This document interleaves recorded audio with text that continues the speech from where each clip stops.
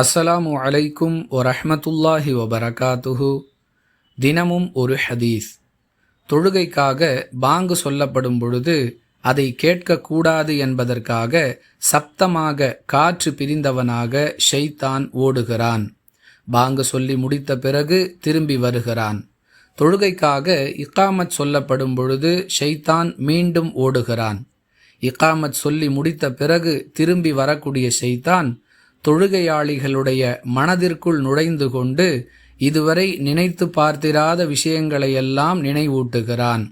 இதை நினைத்துப்பார், அதை நினைத்துப்பார் என்று கூறுகிறான்.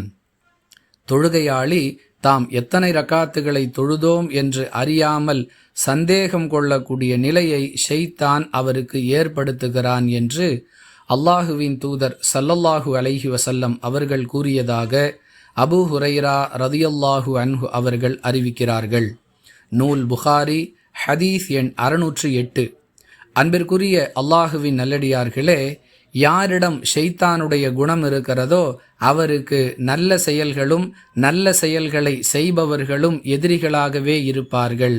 அதாவது ஷைத்தானுடைய குணம் கொண்டவர்களுக்கு நல்லவைகளையும் நல்லவர்களையும் பிடிக்காது என்பது இந்த ஹதீஸ் சொல்லக்கூடிய முதல் பாடம். மேலும் நல்ல விஷயங்களில் ஈடுபடுபவர்களை வழிகெடுக்கக்கூடிய தன்மை என்பது ஷைத்தானிய குணம் என்பதை விளக்கும் விதமாக இந்த ஹதீஸுடைய 2வது பகுதி அமைந்திருக்கிறது. எனவேதான் தொழுகையாளிகளுடைய தொழுகையை பாழாக்கும் வகையில் ஷைத்தானுடைய நடவடிக்கை அமைந்திருக்கிறது.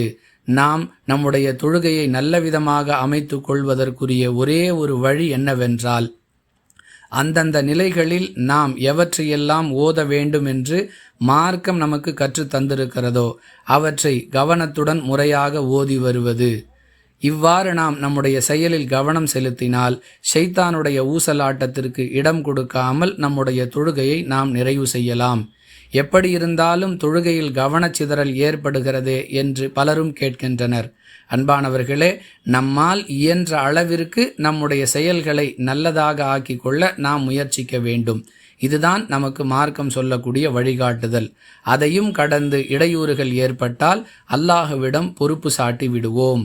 வாஹிரு தஅவானா அனில் ஹம்துலில்லாஹி ரப்பில் ஆலமீன். அஸ்ஸலாமு அலைக்கும் வரஹ்மத்துல்லாஹி வபரகாத்துஹு.